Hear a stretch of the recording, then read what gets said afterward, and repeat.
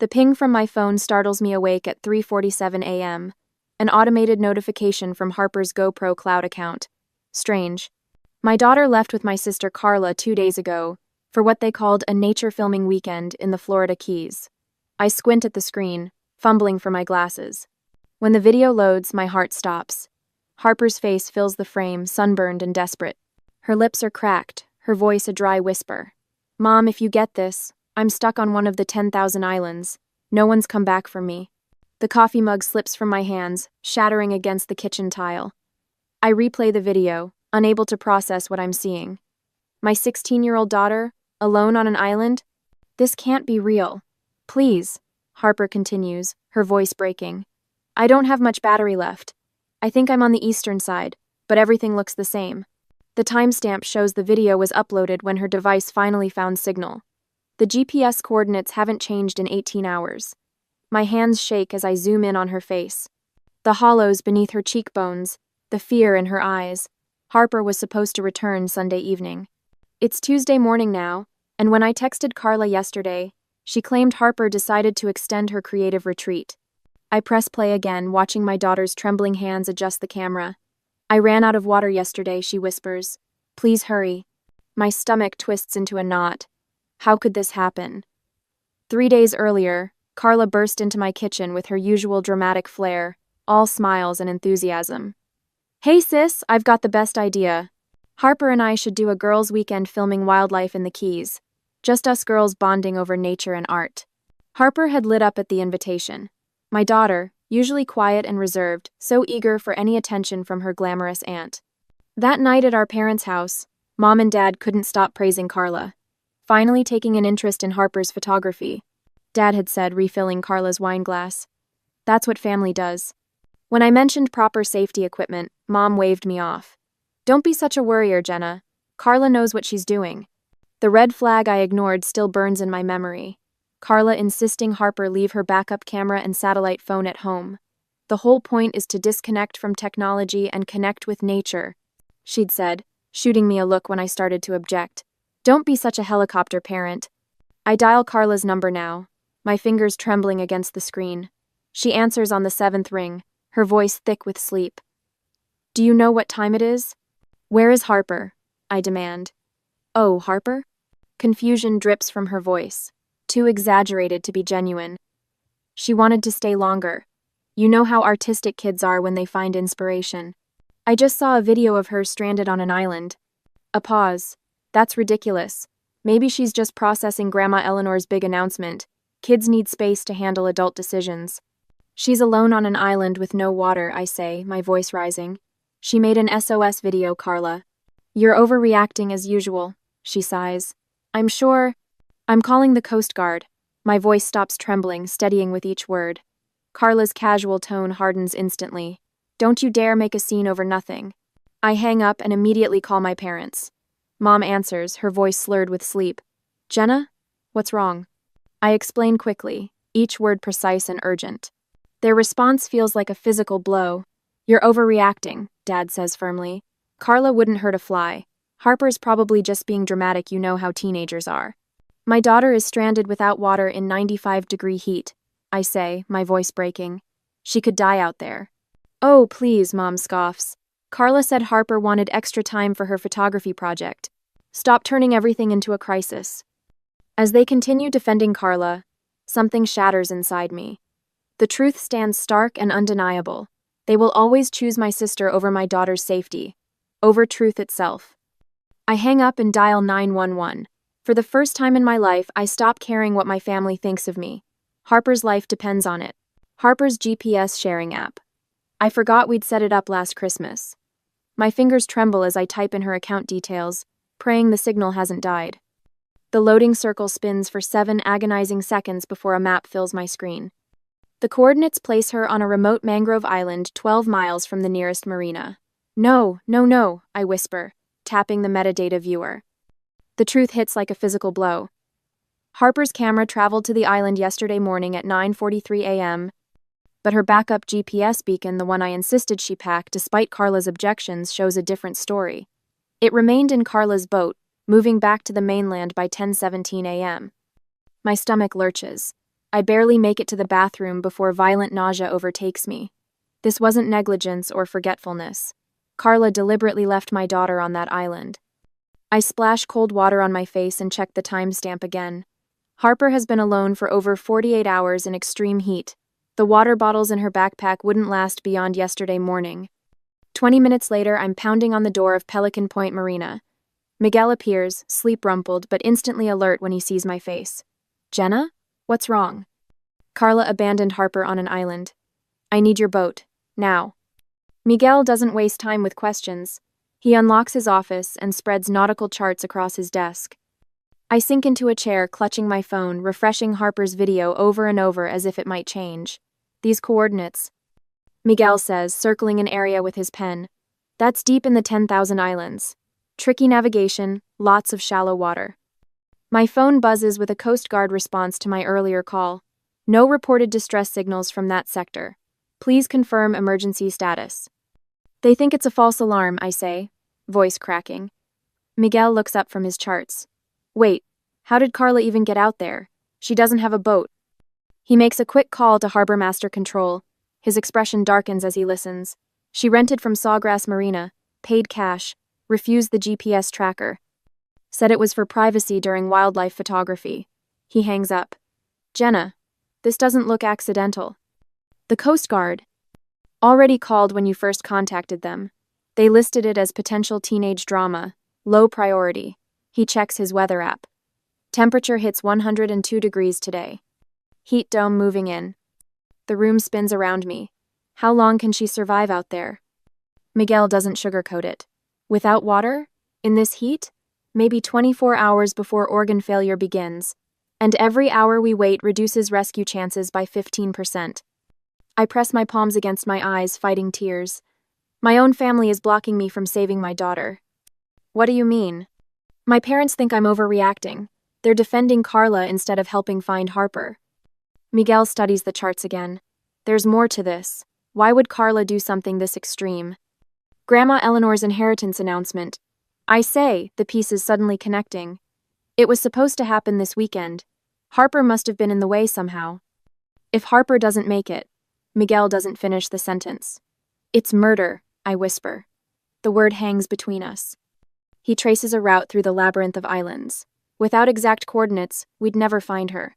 The 10,000 islands aren't just a name, there are literally hundreds of mangrove keys out there. They all look identical from the water.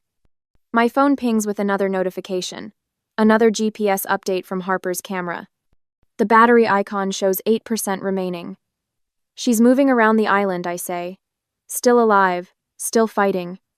Miguel grabs his laptop, typing rapidly. The GoPro has GPS tracking in the metadata. If we can access the cloud storage. Minutes pass like hours as he works. I pace the small office, imagining Harper alone, desperately conserving her dying phone battery to send one more signal. Got it. Miguel spins the laptop toward me. The screen shows precise coordinates from Harper's last upload. We leave in 5 minutes. I'll fuel the boat. As Miguel races to prepare his rescue vessel, I stare at the tiny blinking dot representing my daughter. Carla's calculated responses to my panic replay in my mind. She wanted to stay longer. You know how artistic kids are. Each word now drips with malice. Should I have called the police immediately and risked precious time explaining the situation? Or was I right to focus on the rescue first and deal with justice later? When your own family becomes the enemy, how do you decide between saving your child and exposing the truth? The marina lights flicker on as dawn breaks. Miguel calls from the dock. It's time to find my daughter. Later that morning, my phone buzzes as Miguel steers the boat around another mangrove island. I glance down to see Carla's Facebook post already gathering sympathetic comments. Family drama alert. Some people will do anything for attention. Pray for our family during this difficult time. My stomach clenches. She's already controlling the narrative. 3 more notifications pop up, messages from Aunt Susan, Uncle James, and my cousin Beth. Jenna, why are you causing all this trouble? Your sister is worried sick about you. Stop making these accusations against family. I switch off notifications as Miguel points to another small island in the distance. That's our 6th stop. We need to hurry before the tide changes. The radio crackles with static before a stern Coast Guard voice breaks through. Marine Unit 7, this is Commander Wilson. We've received a report about a mentally unstable woman making false rescue claims. Please confirm your current mission. I grab the radio, knuckles white. This is Jenna Calloway. My 16-year-old daughter Harper is stranded on one of these islands. I have GPS coordinates and video evidence. Ma'am, we've been contacted by your parents who say, my parents aren't here. I am, and I have proof. Miguel takes the radio. Commander, I've known the Calloway family 20 years. This is no false alarm. After clicking off, he shows me his phone screen. Carla has posted old photos of Harper looking moody at last year's Thanksgiving dinner. Teens these days, always needing space to find themselves, reads the caption. My work phone rings next. The firm's managing partner doesn't waste time with pleasantries. Jenna, the quarterly audit starts in 4 hours. Either you're leading it or we're finding someone who will. Your choice. My daughter is... Your job is on the line. Decision, now. I hang up without answering. The sun beats down mercilessly as we approach the 6th island. My head pounds from dehydration, each minute without water making it harder to focus. Every time my phone sits silent for more than 10 minutes, my chest tightens with panic. Is Harper still alive? The charter boat captain handed me the bill this morning. $3,200 for 2 days. The Coast Guard helicopter search will cost another $2,500. Add in the maritime rescue fees, and I'm looking at $8,000 I absolutely don't have. Miguel tosses me a Gatorade bottle with "World's Best Mom" written in marker across the blue plastic. Harper drew this on my cooler last summer, he says, adjusting our course toward the 7th island. She knew you'd find her. For the first time in 72 hours, my lips twitch towards something almost like a smile.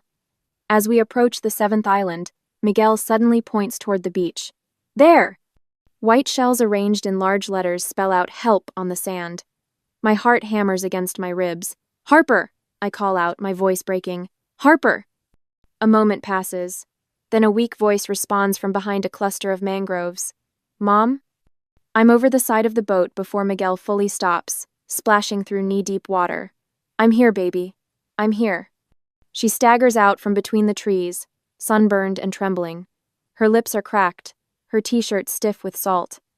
When she collapses into my arms, she weighs almost nothing. She took my water. Harper whispers against my shoulder.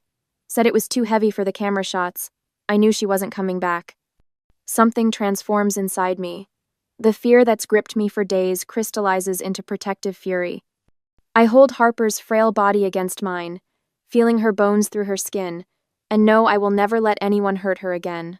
Miguel doesn't waste time with questions. He radios for a medical helicopter while retrieving an electrolyte solution from his emergency kit. Small sips, he instructs, guiding Harper to a shaded spot under the boat's canopy. My phone rings again, my father. Jenna, for God's sake, stop making scenes. Your mother is having heart palpitations over this. I hit the speaker button so Miguel can hear.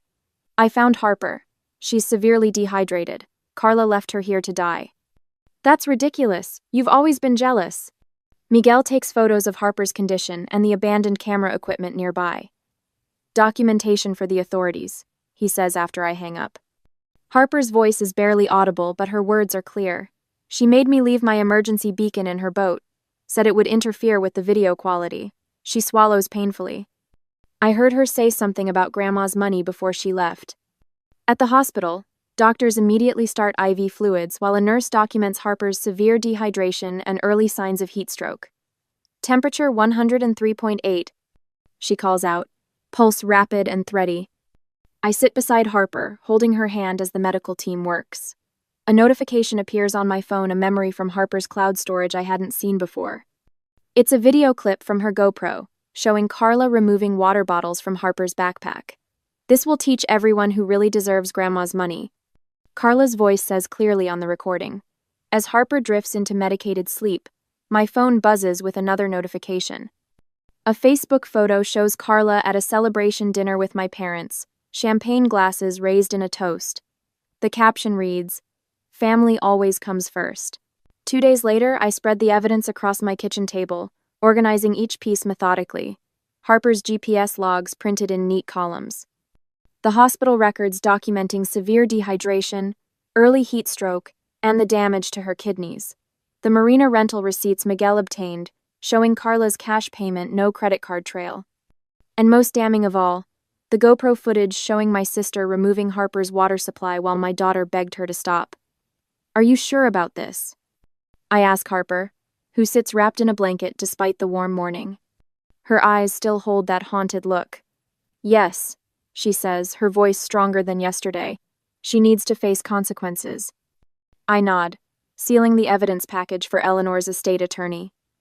Within an hour of receiving our documentation, he calls an emergency meeting. No delays, no excuses. Just immediate action. Child Protective Services has agreed to open a case. I tell Harper as I make a fresh pot of coffee. My hands no longer shake when I pour a cup. The district attorney's office has assigned a special prosecutor for child endangerment cases. Miguel arrives at noon with notarized statements from the marina staff. The harbor master remembers Carla specifically requesting no GPS tracking on the rental. He says, placing the documents in my evidence folder, said she wanted a pure nature experience without technology. Pure nature experience, I repeat, tasting the bitterness of those words. She left a 16-year-old without water in 95-degree heat. The Coast Guard investigator called. Miguel says, they've documented everything from the rescue, said it's the most clear-cut case of abandonment they've seen in 15 years. The doorbell rings at 3 o'clock. Eleanor's attorney stands on my porch, his leather briefcase clutched tightly. "We need to talk," he says. "Immediately." Carla's Facebook page lights up that evening with a carefully crafted statement. I read it aloud to Harper, deeply concerned about misleading narratives. Harper begged for creative solitude, and I respected her artistic journey. Any suggestion of abandonment is patently false. Families should resolve misunderstandings privately. Harper's laugh holds no humor. I begged her not to take my water. "She's claiming you staged the whole thing," I say, scrolling through comments filled with sympathy for my sister. "Play the video," Harper says. I press play on the GoPro footage we've watched a dozen times now. Carla's voice comes through clearly. "You don't need all this water. It's weighing down the boat. Your camera setup is more important." Harper's recorded voice responds, "Please don't take those. I need water out here." Carla's dismissive laugh cuts through the speaker. "Don't be so dramatic. This will teach everyone who really deserves Grandma's money." My phone rings. Eleanor's attorney again. I've just informed Carla that her power of attorney has been revoked. All estate documents have been updated, removing her as beneficiary. His voice carries a professional detachment that somehow makes the news more satisfying. "Miss Calloway," the district attorney's office called. They're fast-tracking the endangerment charges based on the medical evidence and recorded confession. I hang up and sit beside Harper on the couch, taking her still too thin hand in mine. When the DA offered Carla a plea deal to avoid felony charges, I hesitated. Would accepting her guilty plea to a misdemeanor bring faster justice? Or should I push for the full prosecution that might take years, but ensure she faces serious consequences? Miguel arrives the next morning to drive us to the Marine Patrol office. I watch from the waiting area as he gives his statement, describing how Carla insisted on paying cash, refused safety equipment, and specifically requested a boat without tracking capabilities. "She asked me if I rented boats," he tells the officer. "When I said yes, she asked if I required ID or kept rental records. When I said of course, she went elsewhere." That afternoon, Eleanor visits Harper in person. I watch my daughter's face transform as her grandmother takes her hands. "I've made it official," Eleanor says. "You are the sole beneficiary of my estate, effective immediately. The full amount, all $1.8 million, will be placed in a trust for your education and future." She glances at me. "No one else will have access or control." Dr. Lansing from the hospital arrives later with copies of Harper's medical charts. "I've provided detailed testimony about her condition upon rescue," she explains. "The dehydration was life-threatening. Another 12 hours would have resulted in organ failure."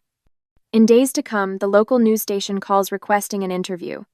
I decline, but they run the story anyway. "Teen abandoned on island for inheritance money" becomes the headline across 3 counties. My parents stop returning my calls after the news story airs. Their voicemail fills up with my messages, each more direct than the last. The neighbors I grew up with start sharing stories with reporters about Carla's mounting debts, her desperation after Eleanor announced her inheritance decision. "Your sister's lawyer called."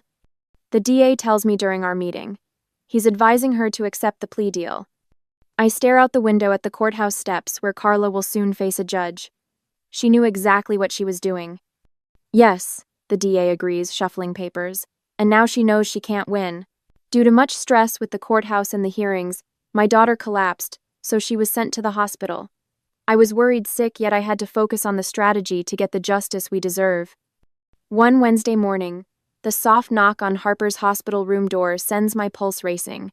The door swings open, and Carla glides in with my parents trailing behind her like loyal subjects following their queen.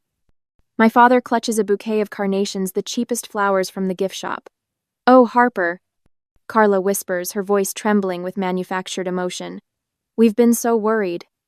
I shift closer to Harper's bed, my hand resting protectively on her arm, the IV tubing snakes from her wrist, still delivering fluids to her dehydrated body.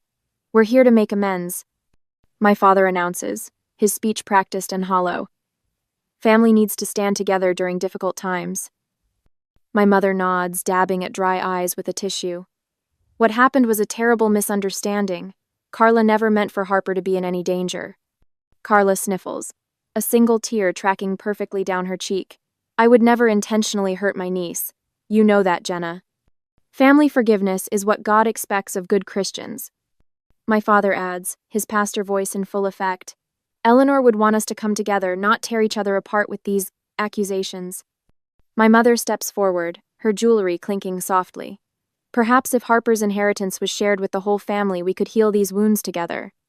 After all, family money should benefit everyone.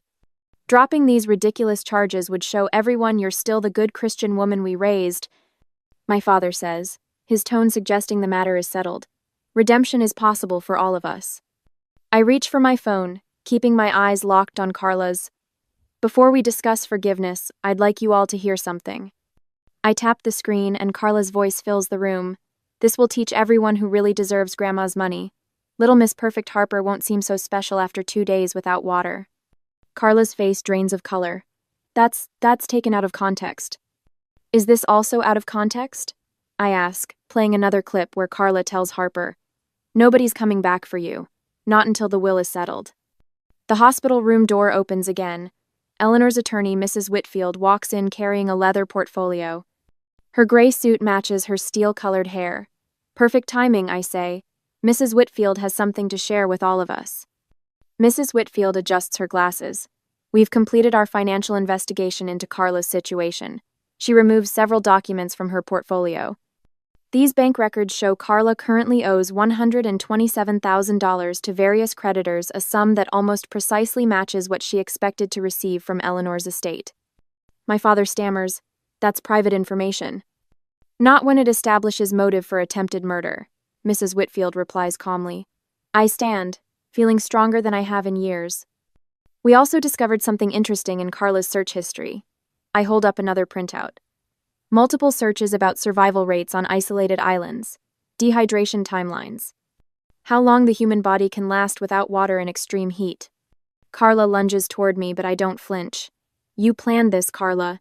You left my daughter to die for money." "I never." "Harper survived your plan," I say, my voice steady and cold. "Now you'll survive the consequences." My mother grabs my arm. "Jenna, please. We can work this out as a family." I pull away from her touch. "We stopped being family the moment you chose her over Harper's life." I press the call button. When the nurse appears, I say, "Could you please call security? These people need to leave." 2 security guards arrive within minutes. As they escort my family out, Carla turns to spit final venom. "You'll regret this." Harper squeezes my hand as the door closes behind them. "They really weren't coming back for me, were they?" "No, sweetie, but I will always come for you." The morning of Carla's arraignment brings clear skies and a crisp breeze. We stand on the courthouse steps, Harper's hand firmly in mine. News vans line the street, cameras pointed in our direction. The judge permitted me to read my victim impact statement outside rather than in the crowded courtroom. Harper's therapist suggested it might be less traumatic this way. Reporters thrust microphones toward us as I unfold my prepared statement. Cameras click in rapid succession. My daughter spent 57 abandoned on an island without adequate water or shelter. I begin, my voice carrying across the crowd. She suffered severe dehydration, second-degree sunburns, and heat exhaustion. She now experiences nightmares where she wakes up screaming, convinced she's alone and dying of thirst. Carla appears at the top of the steps, flanked by her attorney. "This is ridiculous," she shouts. "She's always been dramatic, just like her mother." The judge, who had stepped outside to observe, signals to the bailiff. "Miss Calloway, you will refrain from interrupting or I'll have you removed." Carla falls silent as the bailiff approaches, handcuffs ready. I continue reading, detailing Harper's ongoing physical and emotional recovery. When I finish, a woman from Harper's school approaches us. "We've been following your story," she says, squeezing Harper's shoulder. "The whole community is behind you." More people gather around us, offering support and encouragement.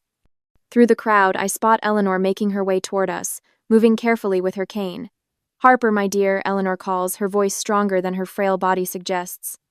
She hands Harper an envelope. "It's done.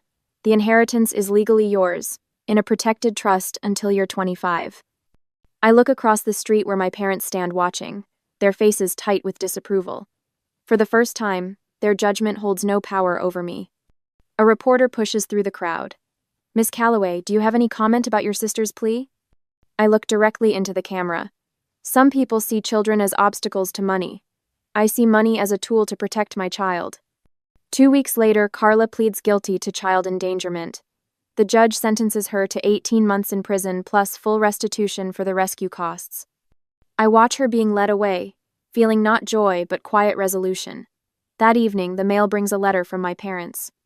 The envelope sits unopened on the kitchen counter as Harper and I eat dinner. "Aren't you going to read it?" Harper asks, eyeing the letter. I push it aside. "It can wait." Harper sets down her fork. "Do you think we'll ever talk to Grandma and Grandpa again?" 6 months pass like a swift current after the courtroom victory. I stand at the back of the community center, watching Harper adjust the microphone stand. No longer the shy girl who hid behind her camera, my daughter now commands the attention of 20 teenagers gathered for her wilderness safety workshop. "Always bring 3 times the water you think you'll need," Harper tells them, her voice steady and clear. "Your life depends on it."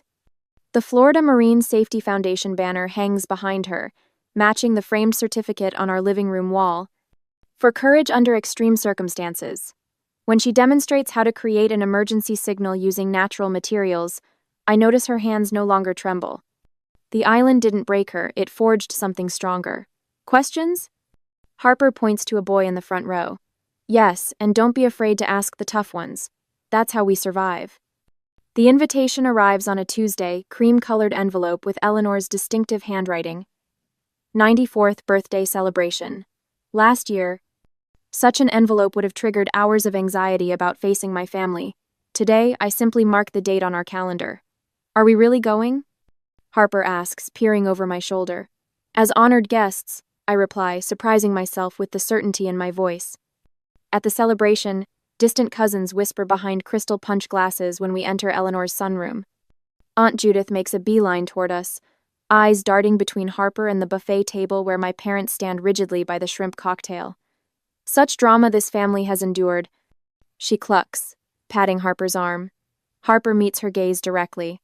"I'm glad my mom fought for me," she says, her words soft but unmistakable. Judith retreats to safer conversations. I watch my parents across the room, their forced smiles never quite reaching their eyes. The familiar pull to seek their approval has vanished, replaced by something sturdier, the knowledge that I protected what matters most. Instead of their validation, I focus on Harper's college fund, growing steadily each month. The evening sun casts golden light across Miguel's marina deck.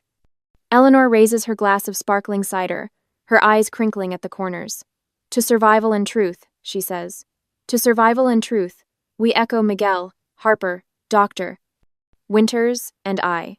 Eleanor reaches into her woven handbag, withdrawing a small wooden box. "This belonged to my grandmother," she tells Harper, opening it to reveal an antique brass compass. "It will always point you toward people who truly care." Harper clutches it against her chest, wordless gratitude shining in her eyes. The Stanford acceptance letter arrives in April. Full scholarship to study marine biology, inspired by what Harper calls my unplanned field research. She tapes it beside her survival workshop calendar, both symbols of transformation. I file the final paperwork for my nonprofit lighthouse families designed to help navigate the treacherous waters of child endangerment cases. The first donation comes from Eleanor, who establishes the Harper Calloway Survivor Fund with a $50,000 check. For those who need a compass, the memo line reads. On the kitchen table, Harper spreads maps for our first voluntary camping trip. No islands this time, just the Appalachian foothills with proper equipment and emergency beacons. She meticulously checks each item against her safety list, confidence replacing the fear that once shadowed her movements. As I watch Harper pack signal flares and extra water purification tablets, I wonder, when family becomes your greatest threat, how do you define what home really means? Would you have fought as hard for the truth, or chosen the easier path of family peace? Harper catches me watching and tosses me a compass with a grin. Home, I realize, isn't the place where others accept you. It's where you learn to accept yourself.